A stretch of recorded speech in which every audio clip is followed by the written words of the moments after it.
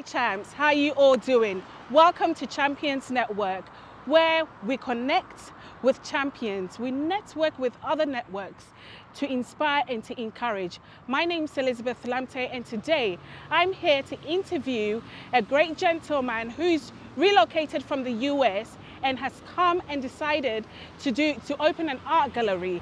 I mean, an art gallery. Can you imagine an art gallery? When I saw this art gallery, I was amazed. What drove me to it was that I felt like that his art had a voice. His art can speak. His arts can communicate. So I went straight in and I had a one-to-one with him, and I was blown. My mind was all over the place. I was inspired. I was touched. You can name it all.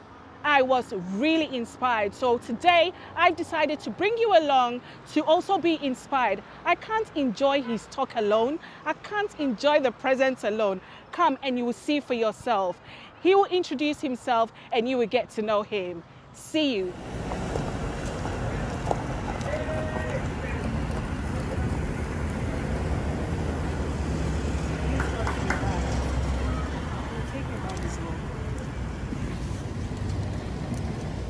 Hi beautiful people, thank you for joining us today. As I said earlier on, I have a great man, I would say man of God, man of arts with me today, and I would like him to introduce himself. I don't want to dive straight into it. Let him do us the honor to introduce himself and what he does. Hi sir. Hi. How are you doing? I'm doing great. Thanks very much for coming through. Thank you too for having us. You're welcome. My name is Ofosu-Safori. Ofosu-Safori. I come from a Kwapemi. So I remember growing up, you know, we did a little bit of art here and there, but I didn't see much until I realized that I could do almost everything in sports. But all this time, again, you know, I was doing sports. Didn't know much about art. What I remember around that time is my mom is also a Presbyterian, really loved music, and I'm sure she was so much into, you know, everybody thought, you know, maybe that the child is supposed to become a, you know, a pastor or something. I went up to Form 3 and had to leave Okwapemi Secondary School to come to Accra Academy, Form 4 to Upper 6. Yeah. I did my, you know, O-level and A-level at Accra Academy, where I was still the national pole vault champion for Ghana, represented Ghana in a lot of track and field meets. Yeah. You know, and then I continued on to Howard University, Washington, D.C., where I got admission into the School of Architecture. Oh. And basically, I got to the States, and, you know, a lot of stuff here and there, so I dropped out of college. Wow. Then started working for a company called Nordstrom.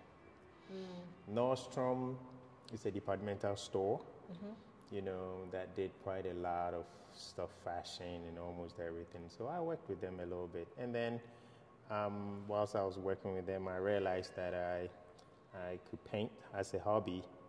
And Nordstrom, my managers, actually, I transferred from Washington, D.C. to New York.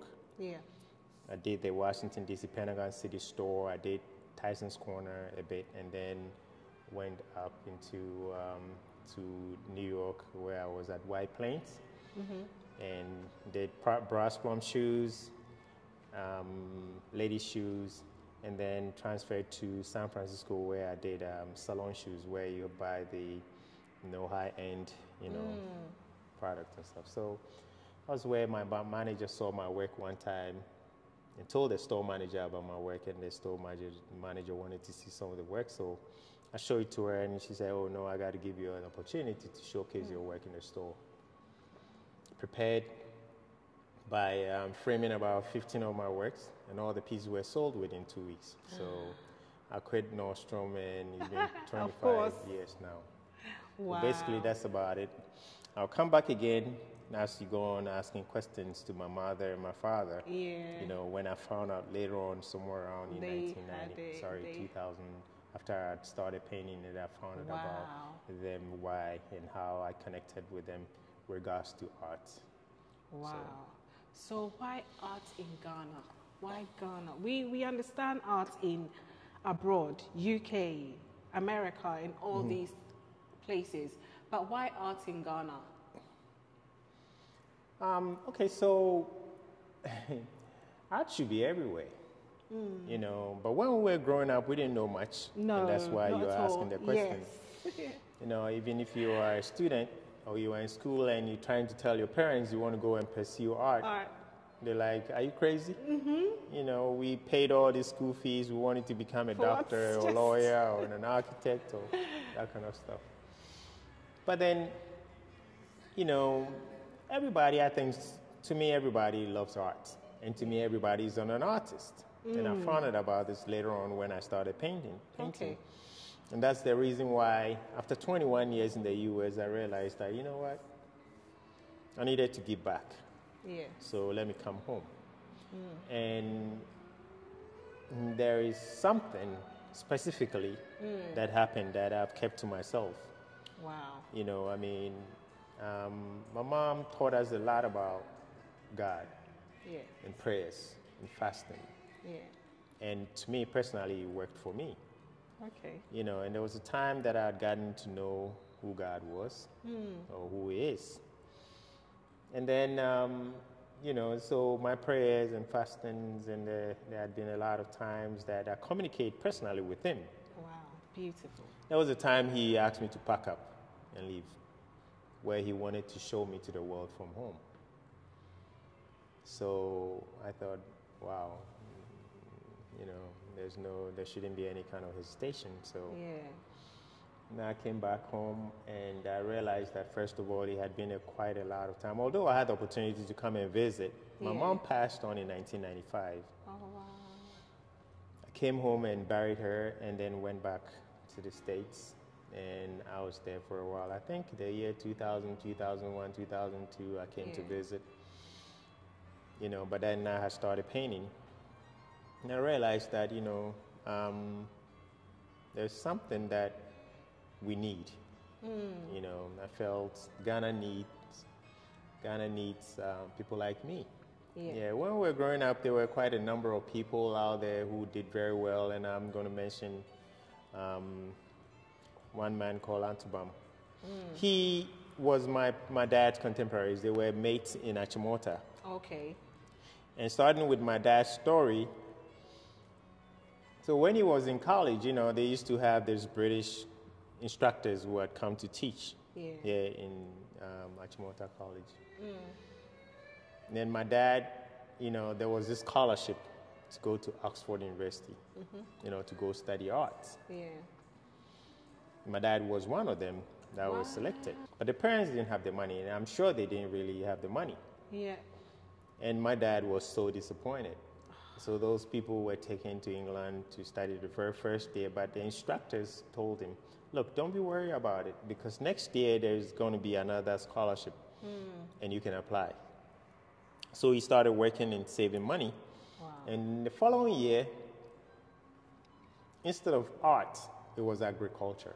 Oh, okay. And because he had saved, he didn't want to stay here in Ghana to wait for another time for art, so he said he was going to go and study, and he went to England and studied agric. So my dad, his nickname was Educated Farmer. Those were the very first people who were educated as, you know, as farmers in farming. Right? We have a livestock. The business, is in Koforidua, around from mile 50 all the way towards the Prince Boateng, and we have some farms in the Brown Ave region as well. I have older brothers who are taking care of the business. We produce fruit juices. Wow, what kind of fruit juice? Guava, orange, pineapple, lime, lemon, everything. I was in Ghana for 6 months. You know, was able to take about 1/5 of a 20-foot container of my work to the States. And my brothers and sisters, they saw my work and they said, you know, you sculpt too, but do you know that Dad was an artist? and a sculptor. And I didn't know anything about myself and who my dad was and what he did, right? Or I was growing up, it was, you know, and when he passed on, I was very little. So Okay. Oh, okay. So, you know, they told me, say, at home at Krapong, you know, all those effigies, the sculptures, you know, your dad, my dad made it, did all that with his friends who had come from Germany also. We still have them there. So at that point, how did you feel? Do you feel history was repeating itself? Yes, you know, but I didn't know much about, you know, how this could transcend into another person and stuff like that. But I knew that, you know, I mean, it was possible because all I knew about myself was I was good at sports. Okay. I did track and field. I did even just track and field. I did triple jump, long jump, high jump, pole vault, discus, and hurdles. And I was champion in all that at a point in time in my school. So then I played field hockey. You know, I play tennis. Right now I rollerblade, I ice skate, you know, I ride my bike, you know. So that side of it was there. Yeah. But then one thing I realized that when I was given the opportunity to showcase my work and all the works were sold and I had to put in my resignation,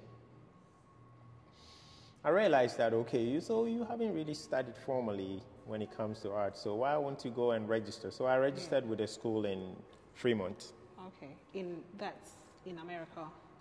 In the US, trying to learn the basics, the fundamentals of art. Yes, art. My first day in class, you know, the instructor, his name is Dimitri, he was going around, he had given us some work to do, everybody was at his desk. And I was doing my work and he came closer to my desk and he looked at my little portfolio and looked at it and said, look, have you been painting already? And I said, oh, not really, you know, I'm just doing a little something. Yeah, are you serious? I said, yeah. I said, let me talk to you. He took me to his office and said to me, I'm going to talk to you about this. You might as well take it, or if you don't want it, that's up to you. I just wanted to know that I cannot teach you how to paint.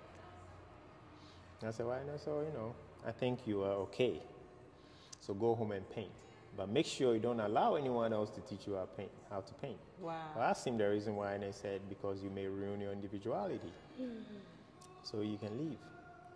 So he helped me out, you know, go get your go to the administration block, get your tuition, your registration and everything and leave. So as I was leaving the classroom, there was this white lady, I should say that. Yeah. Her name is Ginger Rogers. Mrs. Ginger Rogers. She followed me out of the classroom and she said, hey, sir, let me talk to you. I said, what's happening? And she said, do you have a studio? I said, no. And I said, but where do you live? I told her where I live. She said, do you mind if I let you meet my husband? Wow. You know, I don't mind at all. So at this point, were you making earnings from the painting that you were doing? So I had sold the 15 pieces. 15. And I remember selling one then for $750. That was back then. That was the year 1997, 98. For $750. But they were framed. They were framed. And it wasn't about even 6 months later, and I started selling unframed pieces for $2,500.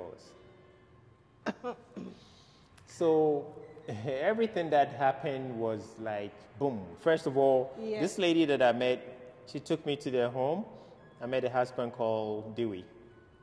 I said, oh, Ginger told me about you. Do you have he said, you don't have a studio, right? I said, no, I don't. I said, look, we have this big house here. We have 2 grown-up kids. You're not here. If you don't mind, we're going to let you use our 3-car garage as a studio. I was so excited. I said, was she there to do painting as well? yes.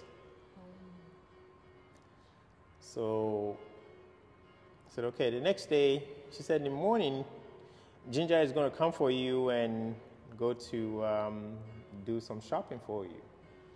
So the next day, I went in there. Sorry, I was in there. I had told my friends, you know, actually my best friend called calories, Nunya. Yep. If you come in the morning, you clock in, you want to stay on the floor. Okay. So that you'll be able to sell a whole lot. You're on 10% commission. And then you just sell. You don't want to leave. Even if it's time for you to take a break, you don't want to. Unless when it's very slow, then the managers will ask you to take a break. Yeah. Because you want to be on top of the list the next day. True. And they put the list on the wall. Everybody will know that Elizabeth topped the sales. Yeah. You sold $3,000 worth of shoes. Wow. And then the next person to the one who gets the bottom. So it was obvious, visible. Everybody's and you'll be able to tell where you are. And you start to lead, just like in sports. You want to be on top all the time. Yeah. So I had stayed on top for about about 3 months. So one day, the store manager at White Plains, it's called the Westchester Mall. Store manager came downstairs to congratulate me. Wow. He came down, he said, Safori, man, you've been doing some stuff here, you know, which is very good. And as we were talking, he said, if you were in San Francisco, Bay Area, you'll be doing so well. And I asked him why. He said, because, you know, business there is really good. I was just looking at his face the way you're looking at me, and he was like, why, you want to go? I thought he was joking, because first of all, if I'm one of your top salespersons in the shop, why would you want me to go? Then I say, yeah, I didn't know anybody in San Francisco. I had even forgotten that my friend Calorizi was there. Oh, yeah. So he got closer to, those times Nordstrom has phones on the pillars, just like this pillar. Yeah. Reached out for the phone and said, dial it, the Stanford University mall. Say, hey, Daryl, I have one of my top salespeople here. Would you want to, you know, have him on your floor? He said, send him over. Wow. It was like a joke, Elizabeth. So I went home that evening and started thinking. Initially, my mind was, okay, whatever the case is, maybe you could go out there and rent a place, and then start to work. And then something clicked, and I called my friend, Rizzi. I said, where in California are you? He said, San Francisco. Where in San Francisco? He said, in a place called Fremont. Fremont, you cross the bay, and you are in Stanford University, which is Palo Alto. So it's probably about 20 minutes drive. Okay. I said, man, this is the situation. I got a job in your area. He said, come over. But I used to sleep on the couch. I wasn't bothered. I wake up very early in the morning, I pray, and then, you know, go out there and exercise. You know, I had bought this new pair of roller blades. I go out there there's a place called Elizabeth Park, your namesake. Big place, beautiful place. So very early in the morning, I'll go and exercise and then come back home and start to paint. Okay. So that was when it was like paint on your mind. Were you expressing your feelings, the environment through paint, or what was driving you to paint? Basically nothing.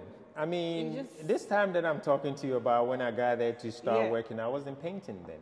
Okay. So it was until I realized that, okay, you wanted to learn rollerblading, within a short period of time, you are good at it. Yeah. My days off, I wanted to have something doing. So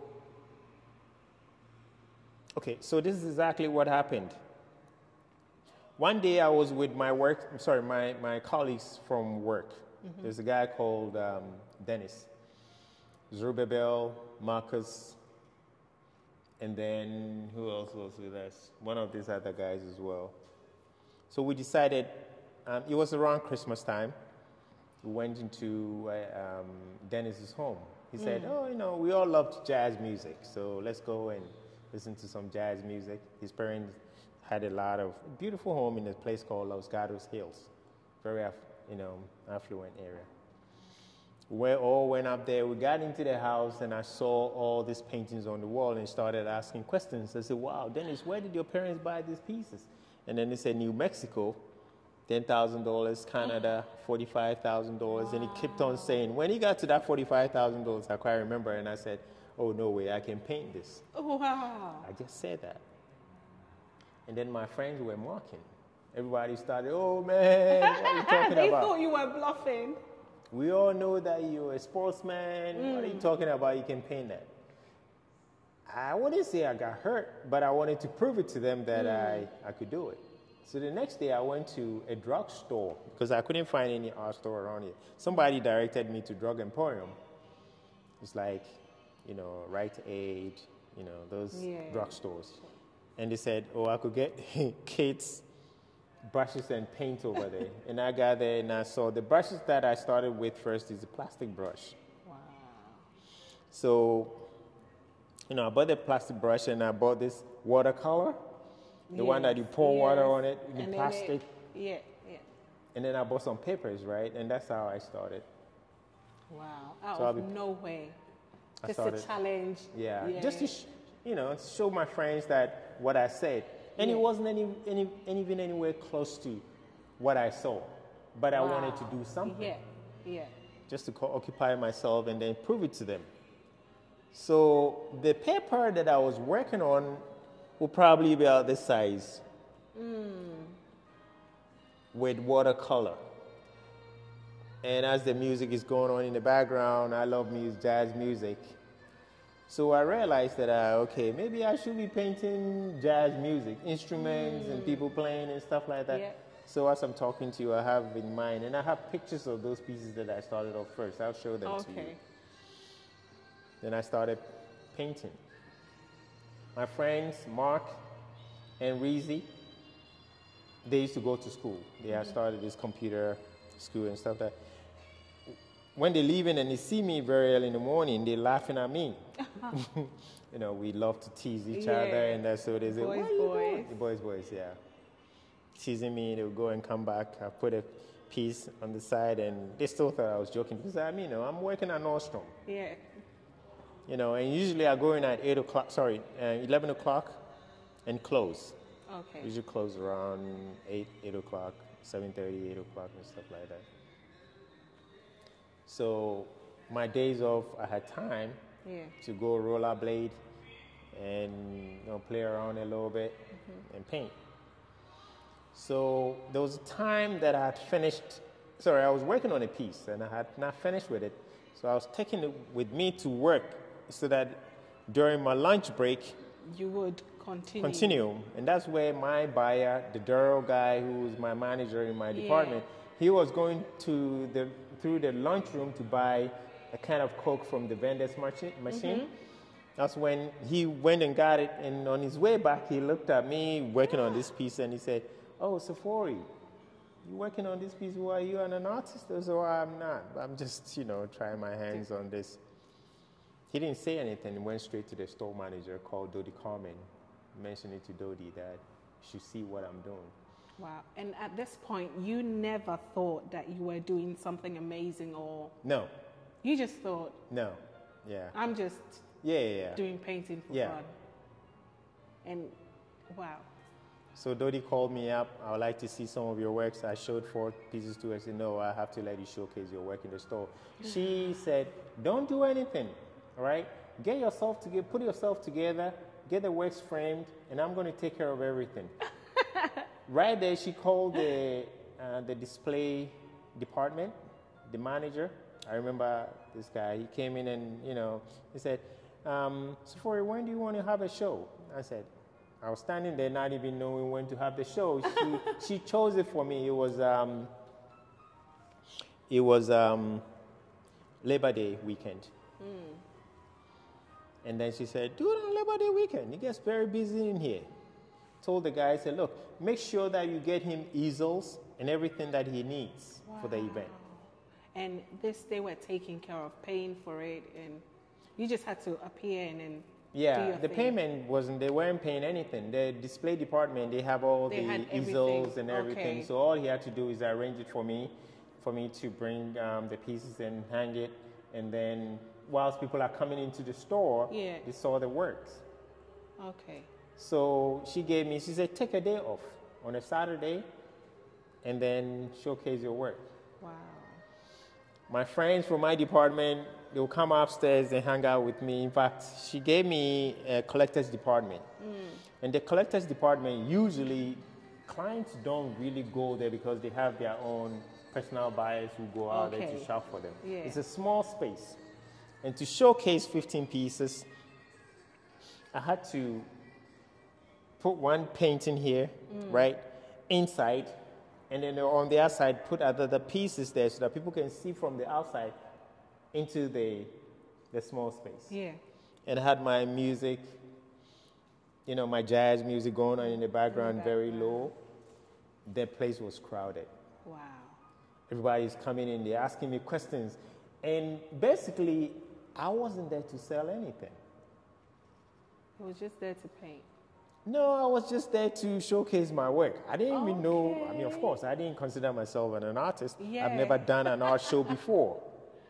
I wasn't prepared for anything except to frame the pieces nicely and put them on display. How did you feel at that point? Very excited. Very excited. What made me so excited was my friends from home, Mark and Rizzy and Fizzy, Frank, you know, who came over to support me. Oh, and then wow, my yes, and then my colleagues, my department, Salon Shoes, friends from there came over and hung out with me. And then the place was packed. Wow. With clients who were coming to Nordstrom, not necessarily being invited to come to the event. Wow. But they coming in and they say there's an art show going on upstairs, and they come over and asking me questions, and I'm sure I was probably giving answers that weren't even. It didn't make sense. You know, and so I didn't sell anything. I wasn't there to sell anything. Anybody who was there, and I remember some faces. Those were the people who started buying my works the very first time. I could tell that they were so attracted to the pieces. They were paying more attention to the works than me. After they had spoken to me for a while, they just move on to the work. And I'm sure they were thinking that I'm going to get this and get that. That's how it's like when you walk in. So the day that when we finished, when the day ended, right, I went upstairs to Dodi and said, Dodi, thank you very much. We had a great day. And she said, did you sell anything? I said, no, I didn't sell anything. She said, you might as well take another day off. Wow. And stay down there and sell. So she said, don't go to your floor on Sunday. And then so I was there. And one of my friends, her name is Ginny Loomis. Asian American lady, beautiful lady, nice person. She was one of the top salespeople. Those were the people who sell shoes and make, over $100,000 a year. Very professional, classy woman. She called me, she said, Safori, I'm going to be on the floor with you. She left our floor and stayed there with me all throughout the time. Wow. So what was it? Were they attracted to your personality, your work, or they just wanted to support? What was drawing them to stand with you? Okay, so, you know, my friends are my friends. You know, my colleagues, yes. Ginny, I had a very good rapport with Ginny. Okay. And my other friend, Marcus, you know, we hang out together and stuff like that.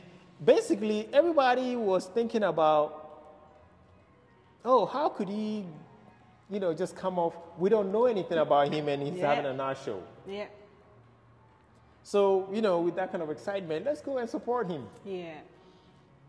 And everybody was with me. And I'm going to tell you this, though. Since the very first day that all this happened, right? Everything happened ahead of me. Okay. Meaning, nothing was planned by me. Wow. From day one. And I'm actually telling you this till today. Did you have your own plans before Okay, so what I remember after working with Nordstrom for about close to 4 years, I didn't have any plans to go to San Francisco. Okay. All right? What I remember, then one of my sisters was in London. She and her husband had this boutique. And I was thinking that, you know, the American fashion is a bit different from the European fashion. And, you know, after a while, you're working as a salesperson you want to move on. Yeah. So I remember talking, when I went to San Francisco, I remember talking to my friends that I'm going to have my own business, I'm going to have my own business, I'm going to have my own business. In my mind, I was going to import stuff from England. Okay. You know, the European fashion, because Yeah, that was your target. Yeah, and my brother-in-law used to send me some good stuff. So anywhere I went, you know, people would be like, oh, wow, this is nice, this is different. Yeah. That was my plan. Yeah. Until God plans were thrown at me. So you would say that this was divine. It was divine. A form of connection. One thing led to the other, Yeah. the other led to the other. Right. And the reason why I'm saying this till today, and it's been 25 years, things happen to me without me planning. Like, for instance, people ask me, oh, so you've been here, have you ever had any shows and stuff like that before? I don't plan on having shows. People call me up. Like, I've done a lot of charity events. I've done spine with Focus Hospital. They came in here to say, hey, you know, we're having this event. We want you to be on board with us. Wow. The planning committee. And I said, oh, no, I'm going to donate some artworks to you.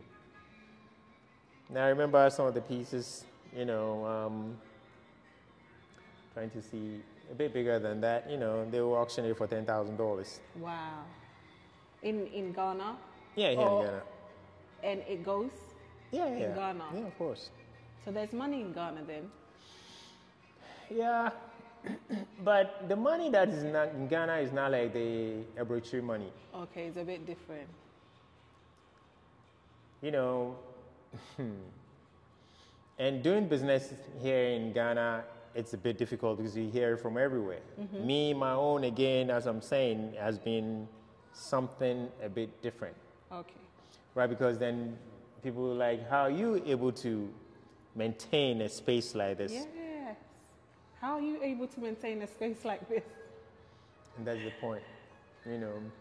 So when I came back, okay, so I now go back to what happened in the US before me coming here. So I had done stuff, you know, Ginger and Dewey kept me in there. The very first day, they took me to San Francisco to shop for me. 2 easels. With their own money? Yeah. Dewey used to work at Cisco Systems. Okay. And I remember that morning that Ginger was taking me to downtown San Francisco with this Jeep Cherokee. Got there and he said, "No, pick anything, you know, that you want." I mean, I didn't know about art materials, right? Yeah. So she called one of the salespeople and said, you know, this is my brother. She's a white lady. Yeah. Right? This is my brother here. He's about to start painting. And so, but she had been there before. I remember because when she took the classes, right? Yeah. She did some shopping. But, okay. But it wasn't even as many works as the one that they bought for me. Wow. So she bought me almost everything. She would ask the guy, said, what does he need? And then he said, easels. He said, give me 2 of the easels. No, floor matting, just not to mess up their living room and stuff like that. You know, brushes, all the paints, almost everything. Wow. Oh. They gave me a room upstairs and another room, a small room downstairs as my office. This story that I'm telling you, my friends, nobody believed anything that I told them. It sounds so surreal. So I was with them. They would do anything for me. Dewey wakes up in the morning, sorry, Ginger wakes up in the morning, you know, we have breakfast, and Dewey is going to work, and she's like, brother, anything that you need, let me know. Anything that you need, let me know. She is the one that I called my sisters and I said, my new sister here in San Francisco, in times that they felt I was a bit tired, they said, hey, you know, Dewey and I said, hey, Safori, look, I got some tickets for us. You know, let's go see Sparrow Gyra. Let's go see Yellow Jackets. Let's go see Al Jarreau. And at this point, were you making money? I was just painting. Just painting. But I had some money. Okay. Right, because I sold about 15 pieces. Yeah. You know, I paid my rent with my friends. Yeah. Mark and Reezy. Yeah. And actually, yes, as I'm talking to you right now, some of the people started buying my works. Okay, at that point when... Yeah, at that point. So people will come into, I will invite people in there. She used to, I mean, Dewey and Ginger used to host my friends. Come in for dinner. That's beautiful. Yeah. And then one day, I'd come up with some work, some beautiful pieces. And I called one of my friends, he's in Washington, D.C., his name is Ed Robertson. Ed Robertson is the leading distributor and producer of African-American print, the print business, the art. Okay. So when I got to Washington, D.C. the very first time, he's the one who gave me my first job. Oh, okay. And I was not supposed to work, but you know, we were in this office and doing the little things, and then in 2 weeks' time, you know, give you something. And Eddie used to do all these African-American artists that you know. Yeah. He used to work with each and every one of them. Is it possible to mention some of the people you've worked with, you've painted for? Oh, I try as much as possible to keep it a bit private. You know, because again, it's not everybody who wants to know where they what they have and whose work. If they allow you to do it, you can do it. But you do work with people. Yeah, you're talking about people who have collected my works? Yeah. Oh, yeah. I mean, yeah, so I may mention one or two. So we go to our presidential villa. My works are there. Wow. You know, I have a couple of people who are not here with us right now. I don't know if you know a former finance minister called Kwesi Botwe, Dr. Kwesi Botwe. I've heard his name, yeah. All right, so he used to come to my studio in Washington, D.C. and yeah, he loved my works. Wow.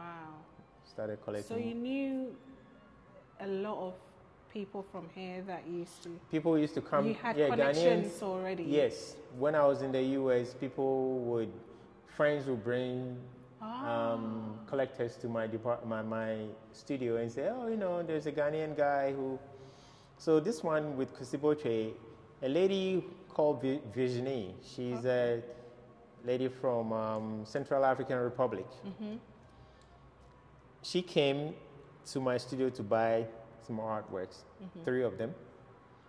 And then he said, this one here, I'm buying it for somebody called Kwesi, a Ghanaian. Yeah. I said, let me tell you something, I'm not going to mention the person's name. So he took the piece to him, and then the lady called me up and said, the one that I got the piece for wants to meet you. And we're going to come to your studio on Saturday. Okay. We're flying in on Saturday to come and see you. I didn't know who he was. I knew the person was Ghanaian. So as they are here, I saw them park their Mercedes-Benz car, and I opened my door, and he was shouting, Mr Safori. I had not met him before. Yeah. I remember when I was doing my service at Ministry of Foreign Affairs, he came in there. That was the very first time I'd seen him personally. But it wasn't like I even talked to him or anything like that. But he was so excited. I said, man, I love your works. Oh. And he loved jazz. So when I opened, he came in. Oh, come and look at him. He was fiddling with my jazz, my system. All throughout, we were sharing a glass of wine, you know, a bottle of wine. The 3 of us, initially we were 4. And then he was so excited, bought another piece. Right there. right there, and then came to Ghana. One day, it was around Christmas, I got a phone call. I looked at the Ghana number. He said, "Hey, Mr Safori, this is Dr. Kwesiboche." I said, "Oh, Uncle Kwesi." Yeah, he said, "Look, I'm here with my friends, just raving about your works. They all raving about your works. They have framed the pieces and everything." I said, "Please, anytime you come to Ghana, come and look for me." Wow. I came to Ghana in 2011. I always talked about going to see him. I had met people who knew him, who could take me to his place. I didn't want to disturb him, or I didn't want to, And then recently, I got the message that he had passed on, which really, Yes. was hurt. Yes. So there was during I think the visiting people were going in there for the funeral. Somebody took pictures of the paintings and then sent them to me. He said, "Safori, I'm seeing your works in Dr. Kwesiboche's home." And I said, "Yeah." So these painting, can you tell us a bit about painting and some of the, well, you said no painting, I'm still learning. Yeah, paintings, that's right. Okay, Yeah. painting. So can you tell us a bit more about the vision behind Everything? Yeah. All right, so I wake up in the morning and usually I don't even know what I'm going to be painting. Really? You don't Not plan? really. So, no, not really. But then there are times I get visions, Okay. like somewhere around 3 o'clock in the mornings, if my eyes are open and I'm in bed or wherever I am. I could even be on the dancing floor. But if I pay attention, I could get the images. Okay. So usually what I do is I sketch the images, Okay. right, and put them down somewhere. Right. And then as time goes on, I will, I think I saw something that I had done, was somewhere around here, if I could find it. Okay. So this is what. So the sketches. Yeah. Wow. So this is the preliminary sketches. This is the visions that I get. Okay. Then you just pop. Yeah, I sketch it, right?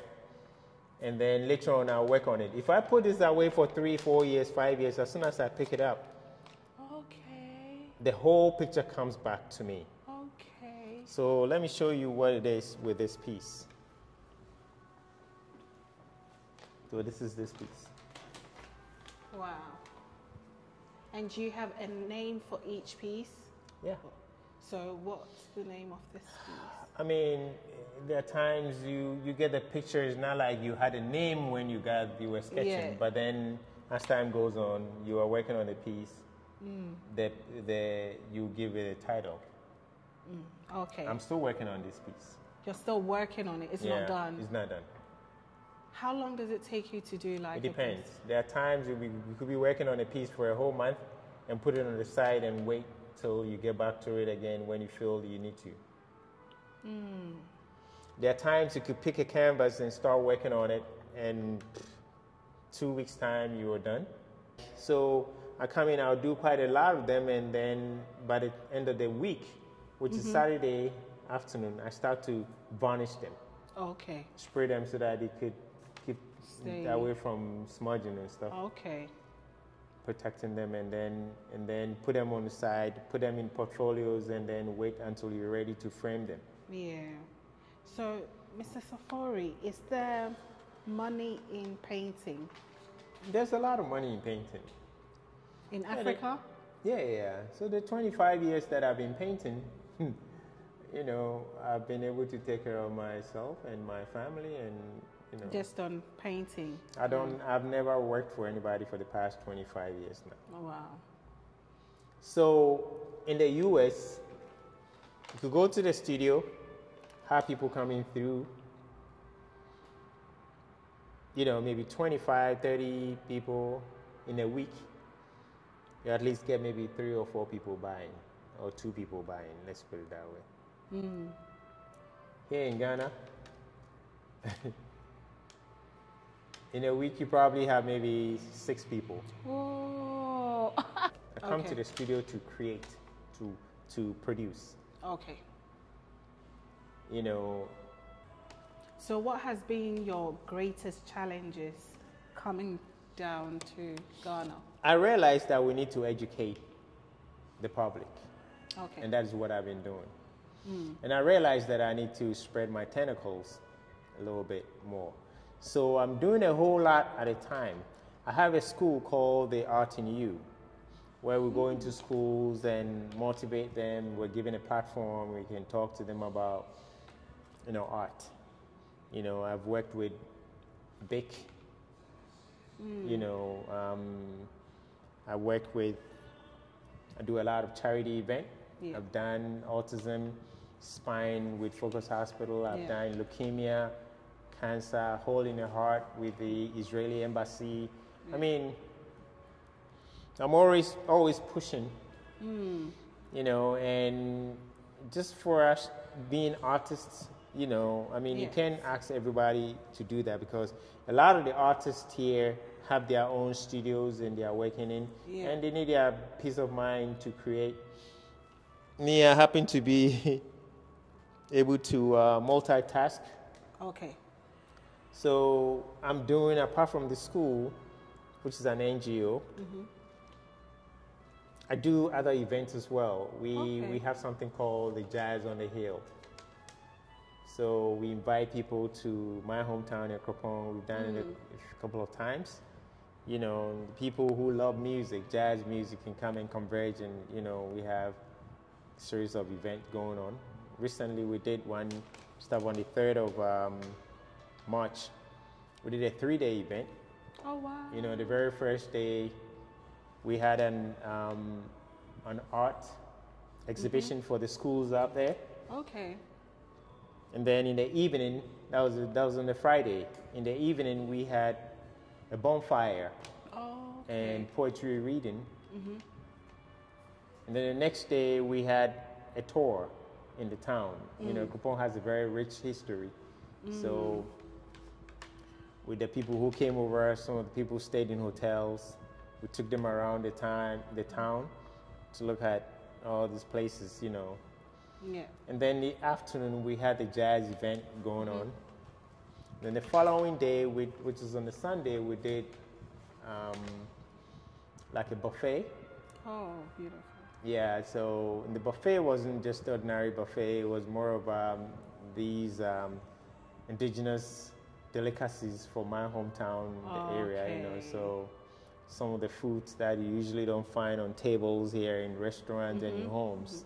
We try for people to taste. Yeah.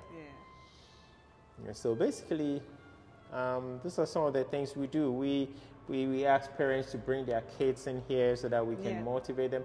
Because what it is if we as artists don't educate the public, it's going to be the same thing over and over again. But now, for sure, there are quite a number of, again, when you should see these kids in here, everybody is so excited. And you meet people who tell you, oh, my child is good academically, but they love to paint, they love to draw. And if they don't get that kind of support from us, then it's always going to be like, okay, they'll grow up and say, I used to draw when I was a child, but then I couldn't. So I said, look, you could be a doctor or a lawyer that your parents want you to be. If your parents want you to become a doctor, that's fine.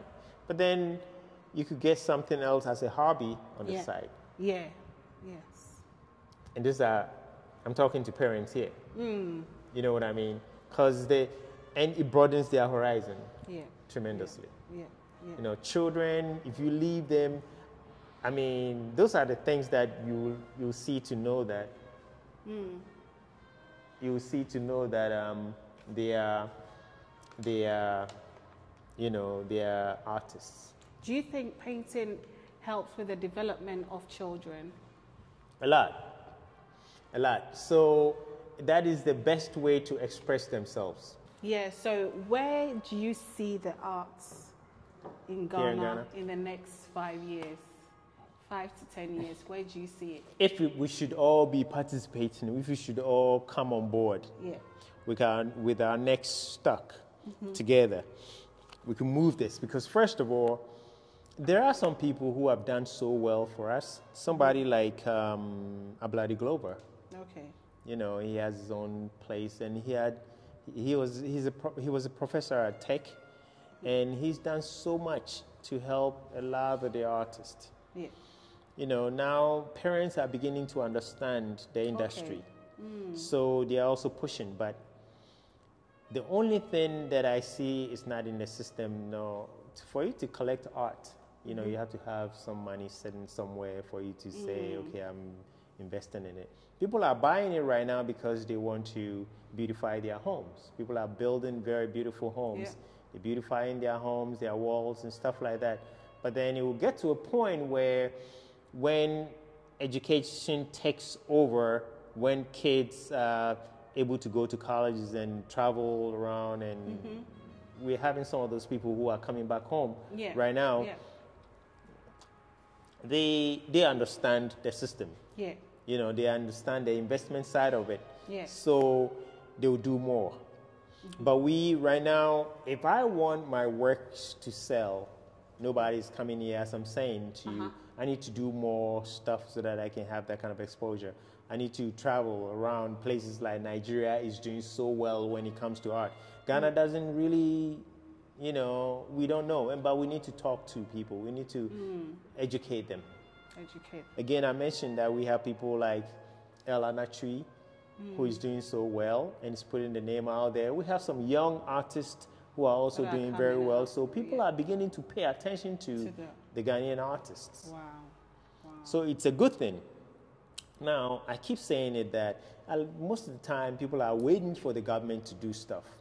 The government can only help you if you've already started helping yourselves, just like anywhere else. That. You know, I don't think we should depend on anybody. If you want to thrive, you know, you have to start taking some steps. Yeah. And he's doing well. Most of these people are not painting anymore because their parents are asking them to go out there and look for a job. A regular job. Okay. And so me, per se, what I try to do is to, you know, bring them together and, you know, have that kind of conversation and the discussions where they get encouraged and feel like, okay, it may be very difficult in the initial stages, but one day I'll probably be like Mr. Safori. Because it was a struggle. I'm not going to say that I didn't look at what was going to happen to me when I started. That was another Just question. Like anything else. I believe that when you put a seed in the soil, right, it wouldn't germinate right away. It takes some time. So you need to water it. You need to nurture it. You have to make sure that, and you never know what's going on. If we knew about tomorrow, none of us would probably be working or doing anything, because it's just like having children. You don't know how you're going to take care of your children, right? But they will grow to become adults, and then they will take care of themselves. Yeah. You know, so the struggle will be here, but think about it. Make use of the time, the effort. Don't waste your time, and do the necessary stuff that you need to do by reading and having events here and there so that you connect with the right people. Yeah. And then so long as you have something to put on the table for your family today, and you leave a little bit on the side that you can buy art materials with, you keep on moving until one day with your prayers and everything, your faith and hard work will give you a breakthrough. Wow. So what makes you happy about this? Like the gallery, the art? The fact that I didn't know anything about art, right? And I started off and kept on going. The fact that I've always had faith in God, that He was going to be there for me, because that's the feeling I've always had. And the truth of the matter is, He let me know that He's there with me. I mean, I couldn't have come to Ghana and had this establishment. Yes, I had Ofosu-Safori in the US, downtown Silver Spring, which was very expensive. You know, everything was okay, but I came to Ghana and it's even bigger. You know what I mean? And it's all it entails. I mean, it all takes hard work and faith in yourself and in God. Wow. I strongly believe that you cannot take any step if there is nobody behind you pushing you. What you need to do is to tell yourself that I can do it. Yeah. And the steps is not going to be as, wide and, smooth, rapid. but you will get there. But you get there. You get there. You definitely get there. So there's a whole lot. We're doing a bit share of the work, and I strongly believe that one day Ghana is going to be, now that we have Ghana being a beautiful place that everybody wants to visit, yeah, it's going to be a good thing. So by the time those who have lived out there for a very long time and understand the industry and want to invest in the industry, by the time they get here to settle in, everybody will have, their share of the pie. Yes, I believe so. It's going to take some time, but we need to do this. Gradually. We need to do this. So I just want to ask my final question, and I'm out of your way. I'm sure this is the final one. You could ask some more if you want to. So when I walked in here, I was saying earlier that I feel like your art speaks. Your art brought me in here. I don't know this area, but your art captured me. Right. And I didn't have any intention of walking in, but it spoke to me. I came in, I was like, this is not usual. And it spoke to me. So my own representation of, art, your artwork is that it's got a voice. Mm-hmm. What would you say about that? What is art? How can you express art to people? Because that's my definition of your art. First of all, anything that comes out of you that is not fake, that is natural, will speak to whoever is looking at it or listening to it. So the genuineness is what we're looking for. If you're doing something, I've always seen myself with my 25 years experience in the industry with art, I still see myself as a child who's learning. Yeah. You know what I mean? Yes. Everything that comes out of me is coming out of me, and I don't even want to. If you look at my work, and that's one of the difference that you see between my work and a lot of other artists. Yes. You can tell that I have different styles. I'm more versatile and I'm more prolific. I get the freedom to express myself in whichever way I want to. So when I work in all the mediums. Talk about the powders, I do the charcoal, the graphite, the pastels and everything, and even the wet paints and stuff. I do oils, watercolor, gouache, acrylic. I try my hands on everything. So I'm not stuck to one style and one medium.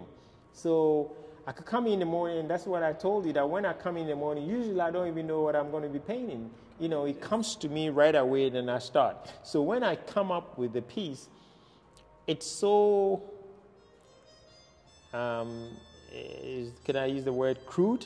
Okay. You know what I mean? So you can feel it. It's not like I copied one piece that I had done the day before, or you'll be able to predict that. Okay, I'm going to be doing the same thing, because if you watch most of the artists here, they do the same thing over and over and over again. That is their style. That's their niche, and they say that there's nothing wrong with it. Yeah. But the freedom I get is I'm able to create different things at different times, so I'm not doing the same thing over and over again, and that gives me the freedom to explore. Yeah. Yeah. So that's where people will come in here and say, wow, your work is different. It's different. It's got a voice. It's loud. Thank you. It's right there. And do you get people smiling? Because I get that a lot. I'm going to tell you a story, though, that a lot of people, wow. And it's very refreshing. It is. And again, I'm so blessed to have had this space where I think it's so peaceful. It gives me the freedom. I'm not like... It's not clustered. It's not clustered. There's freedom. There's and one thing you're with, you know how they said cleanliness is next to godliness? Okay. Yeah, so since I started painting, I've always made sure that before I start to paint, my surroundings are very clean. Yes, I get somebody who comes in here to clean. basically, you know, I think anybody who knows or who believes God is a creator. Yeah, anybody who believes that, and He is. And if He's the one, you know, He created us in His own image, then you have to understand that everybody is an artist. Yeah. And I strongly believe that if there wasn't any job around and they said we should all become artists, everybody will have a job to do because you have something to do, to sell, to put, you know, bread on the table for you and your family. You know what I'm saying? Yeah. And art to me, like places where they will tell you this is all what you need to do, the figurative work. I think there is so much, you know, like me alone, you can see different mediums as well as different styles. I mean, there's abstract. Think about this. I think a child could create this piece. Yeah. You know what I mean? If you cannot draw, right, I believe you can write. Yes. So if you wrote something like this on this canvas and you signed it, somebody will buy it. Oh, yeah. And this is what we're trying to instill in the kids. So you leave them alone and say, do your thing. Do your thing. It's not like I'm going to teach you how to. Up till now, I'll be very. You get what I'm saying? Yeah. So do it your own way. Don't let somebody tell you that it needs to be as, yes, I could do. Art doesn't have to be perfect. No, then you might as well take a photograph with a camera. Okay. If that's what you want. If you ask me to do this, you do a piece like this, it's really hard, you know, and it would take forever to come up with something like this. Yeah. But then ask me to do that same thing in my own way. You'll be able to tell that it's the person, but you'll be able to tell that it wasn't a piece that was taken by a camera. Yes. Wow. So express yourself. Express yourself. And everybody does that, and that's why sometimes my niece came in and she